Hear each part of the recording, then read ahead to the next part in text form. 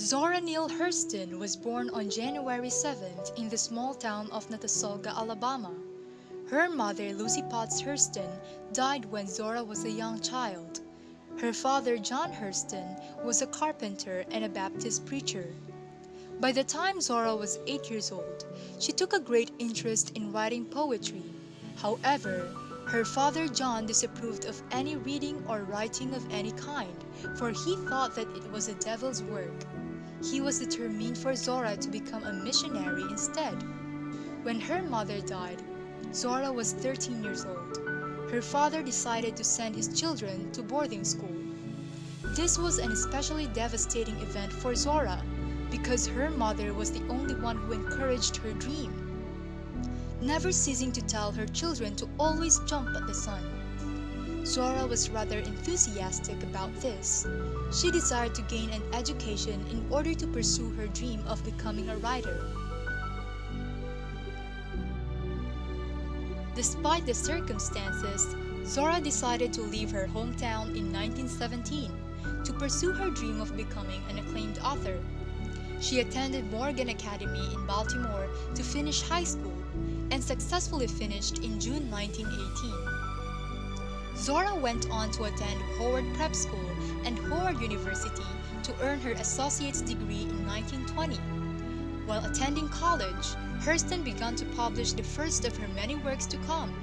For example, she published a short story, John Redding Goes to Sea, in the University magazine.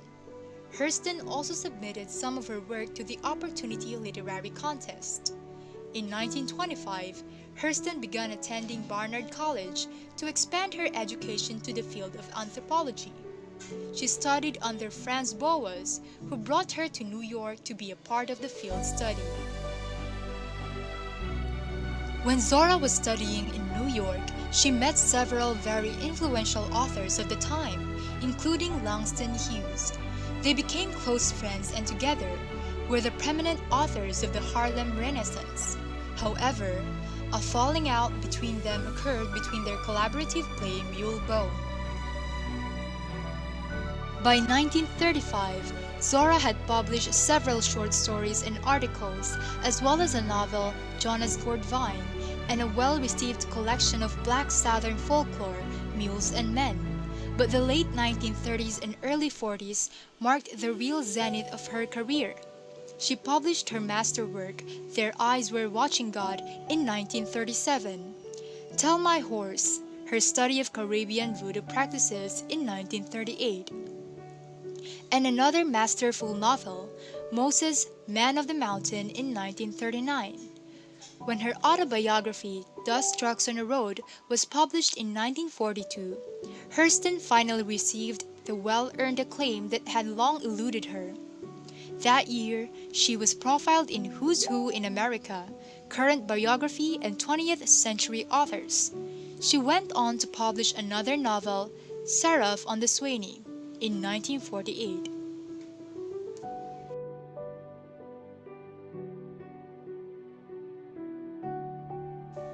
Zora Neale Hurston was the renovator of the narrative strategy of African American works. Being the lead writer in the Harlem movement, her works are an example of the typical style which these writers chose. The main characteristic of her works is free indirect discourse.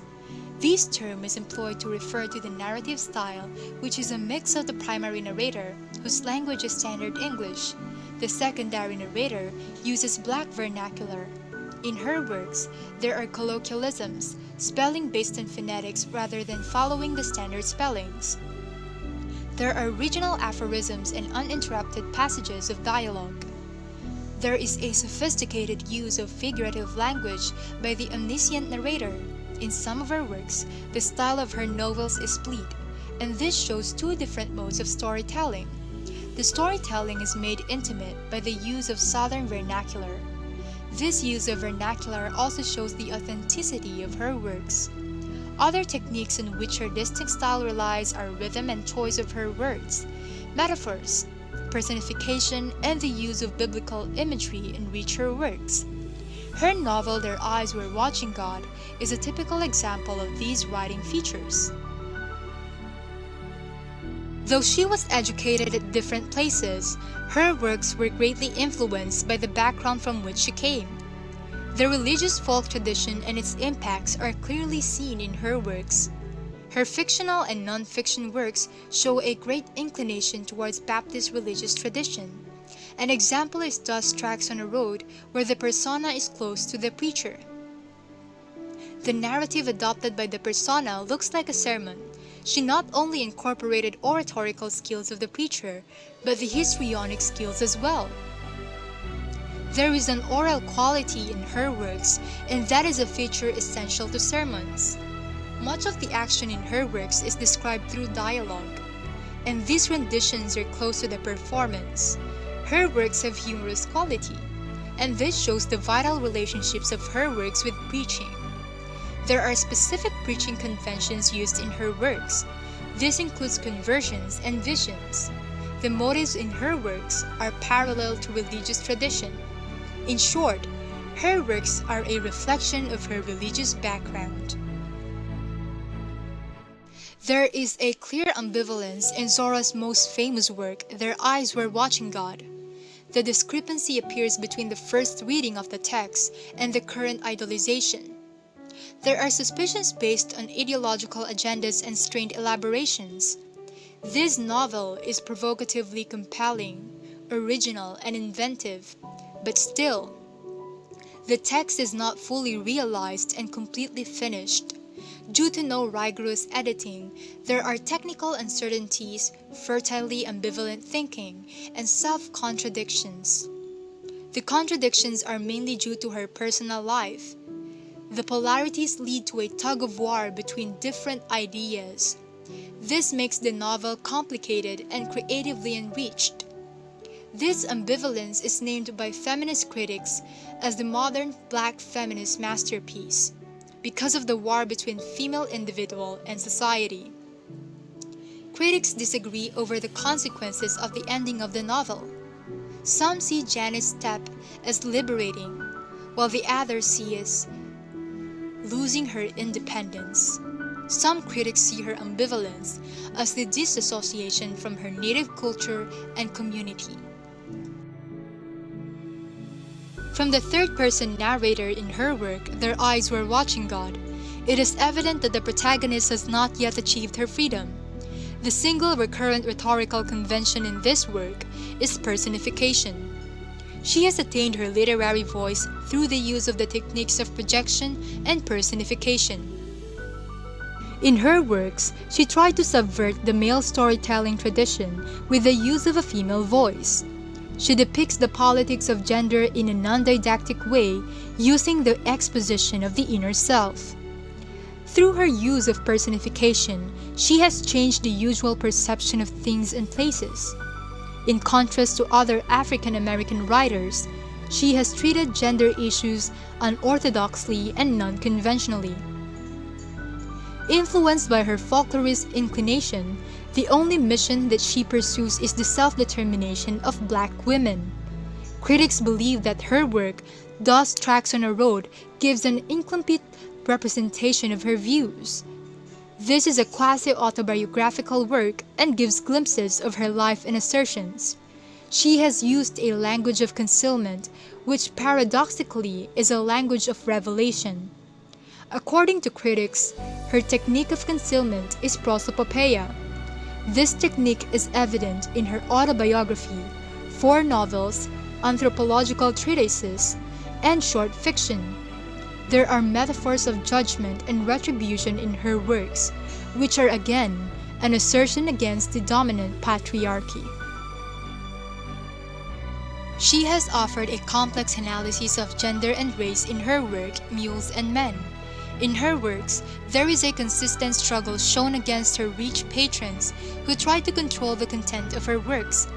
Even in her anthropological research, her supervisor Boas tried to influence the data she had collected.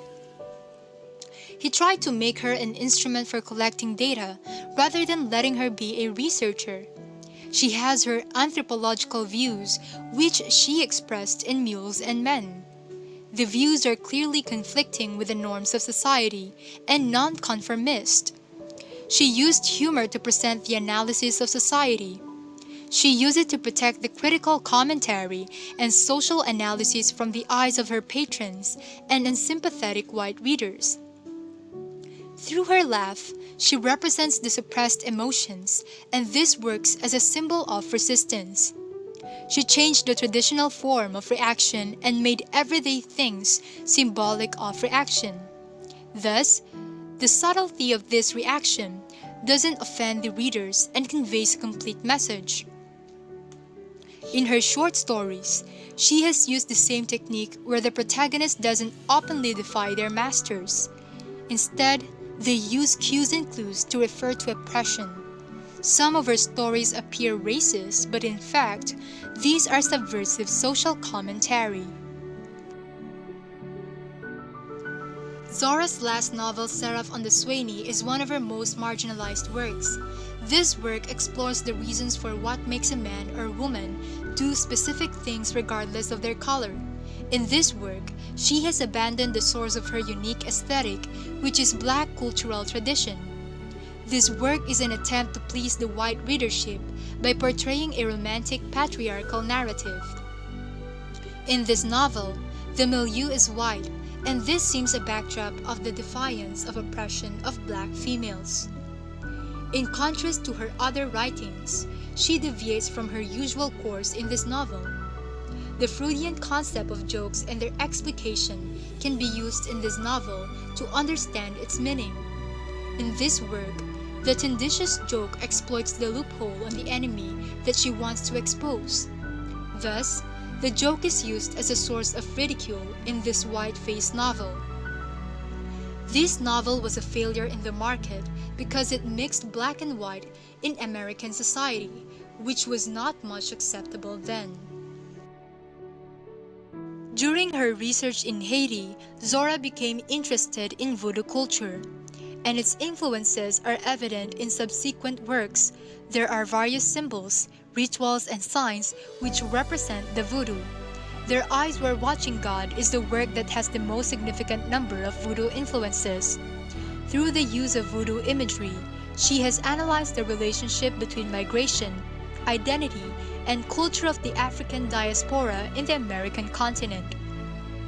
Her use of voodoo folklore mixed with fiction makes her work a unique creative Black expression.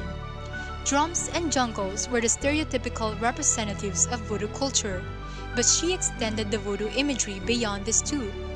In her essay How It Feels to Be Colored Me, she makes use of the drum as a metaphor to refer to African American culture's origins in ancient African culture. In Their Eyes Were Watching God, she makes use of African goddess Ezeli in the form of a character named Ezeli Freda. Influenced by voodoo, this novel starts with the invocation of Legba and affirms the strong impact of voodoo culture in her works. The protagonist's sexual desire and that for Sweet coincide with the aforementioned goddess. Voodoo is used as a reminder of Black independence in Their Eyes Were Watching God. There is a metaphor of vision used in Their Eyes Were Watching God, where the protagonist not only intends to tell the story, but create an understanding as well. Voice is made an empowering trope in the definition of African American culture. Their Eyes Were Watching God is a part of this tradition where voice is used as symbol of freedom. Through the use of third-person narrator, it is implied that the protagonist hasn't won their freedom. There are many crucial places where Janny is silenced. There is not only reliance on voice, rather, there is the use of mental pictures in the novel. Through the use of visual imagery, the dominant theories about power hierarchies. Through the control of vision, political freedom is envisioned. She has adopted a sexless and raceless vision and associated it with objectivity. Thus, this vision of identity reinforces the post-structuralist argument that identity is mainly a work of construction. Hurston wrote Their Eyes Were Watching God during a 1937 trip to Haiti, completing the manuscript in just 7 weeks. In the novel, she drew on personal experiences. For example, Hurston, like her fictional character Jenny, lived in Florida, married 3 times, and fell in love with a younger man. Hurston's inspiration for the novel's love story between Jenny and Tea Cake was her own relationship with Percival McGuire Punter, a 23 years old Columbia University graduate student with whom she fell in love with when she was 44 years old.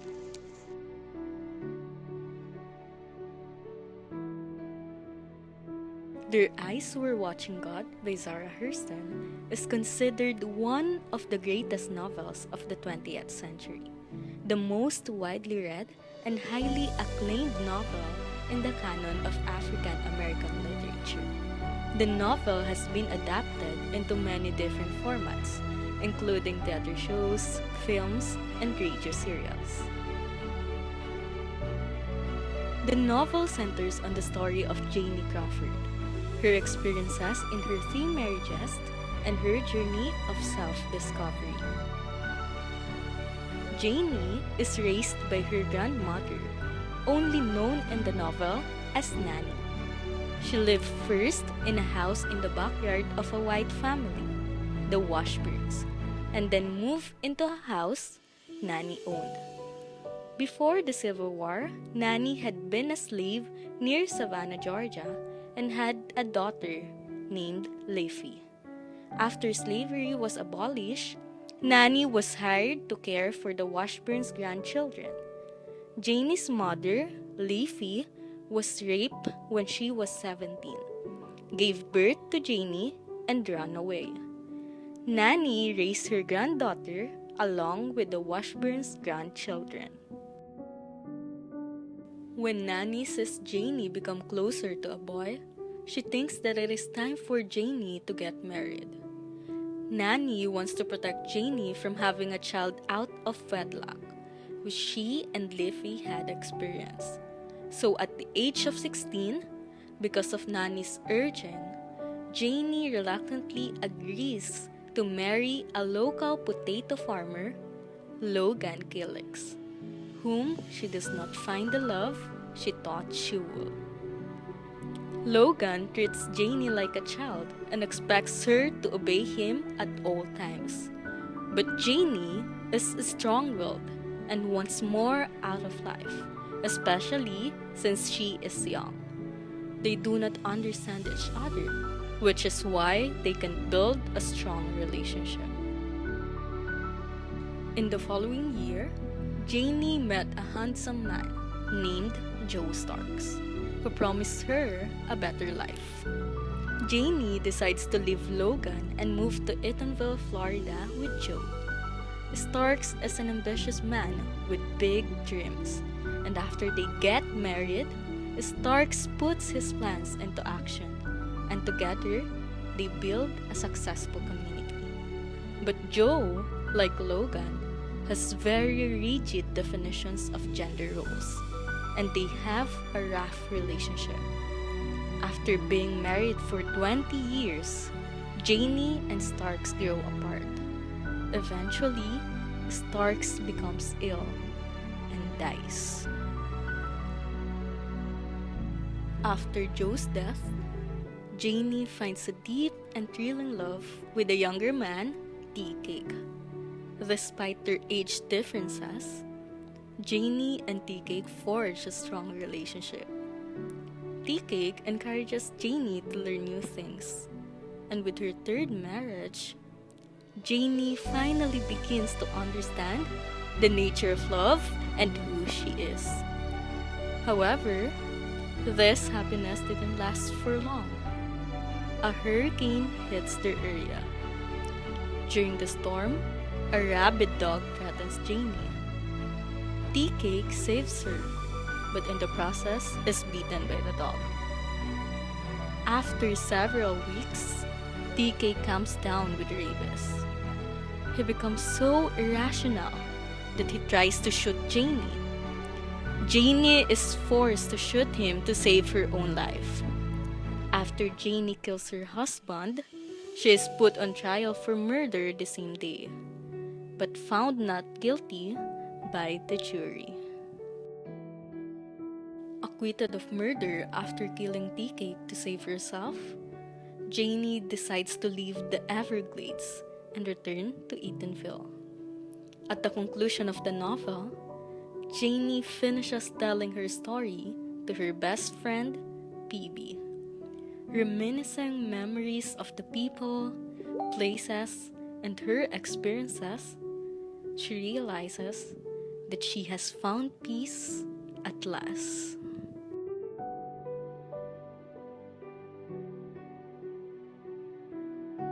What statement about life and the subject does the novel present? In life, there is good times and bad times. In the novel, Janie meets people, build relationships in her community, and connect with nature. There are also events in her life which she has options and things she has no control over because it was fated to happen.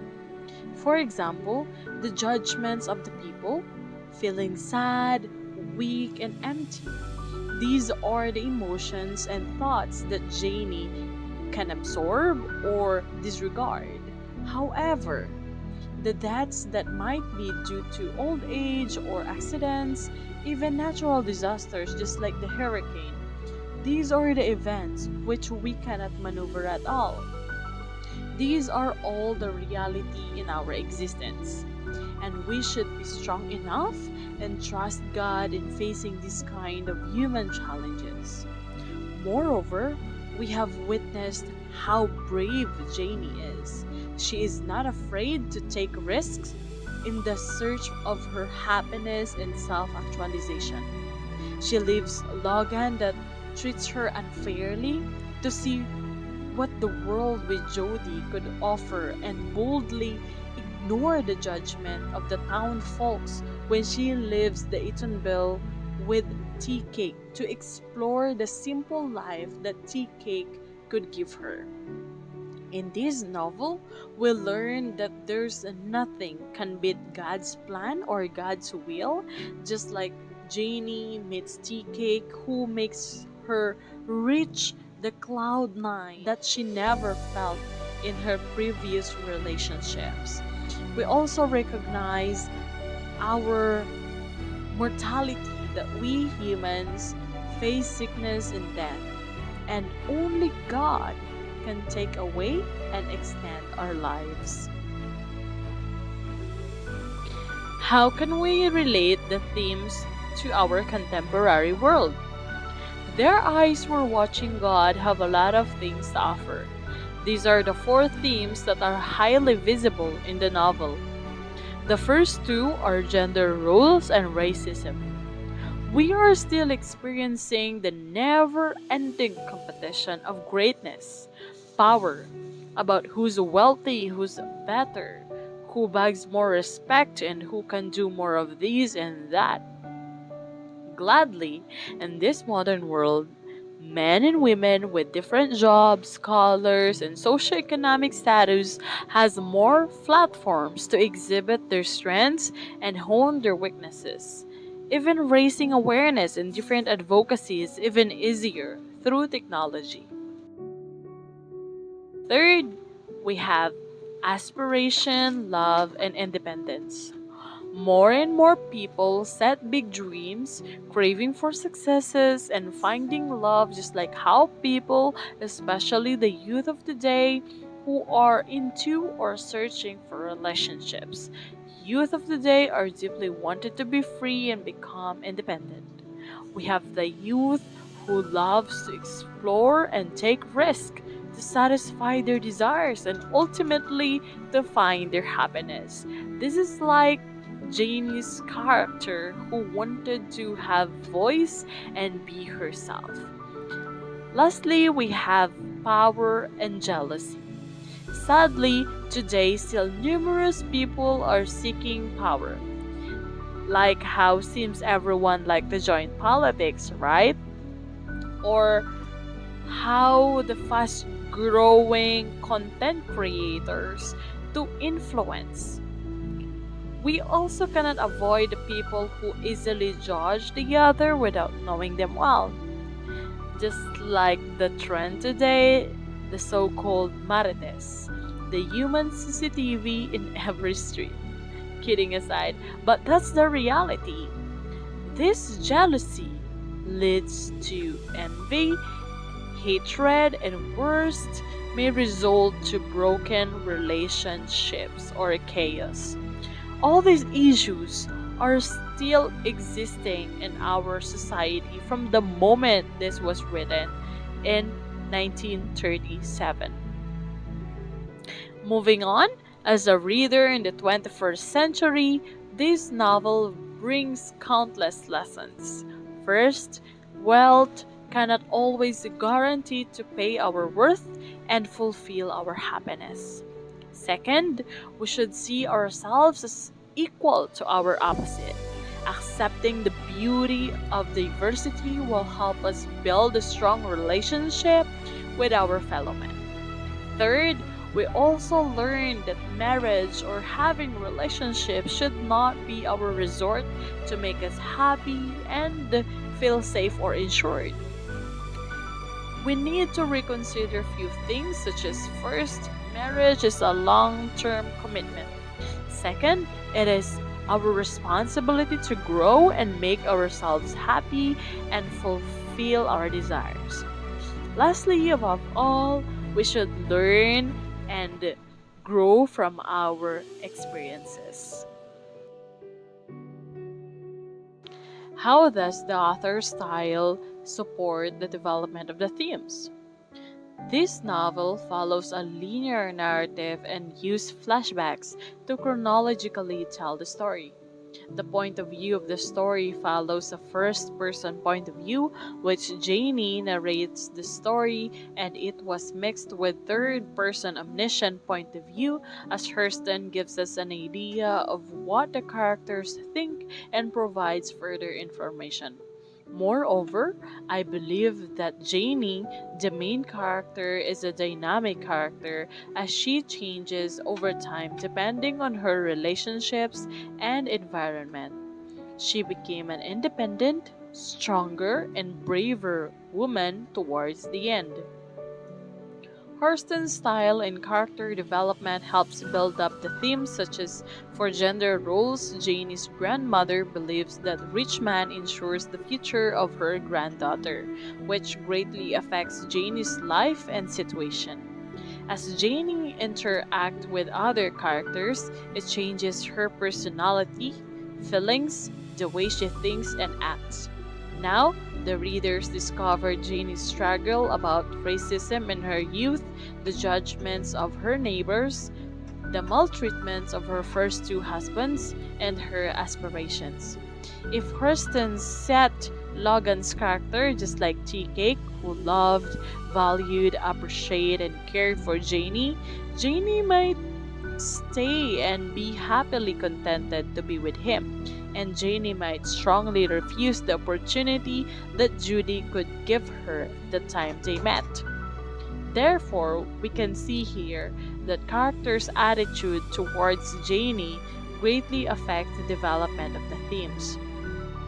For symbolism, we have here the horizon, a symbol of the vast possibility of Janie's hopes and dreams to come true. Second, we have the pear tree. It symbolizes the sexual desire or sexual maturity, as we can see that Janie is pure and seeking true love, and she experienced it with her first kiss with Johnny Taylor. And third, we have the mule. It symbolizes being a slave or a lower class of the society when Logan bought a mule to help Janie on the farm.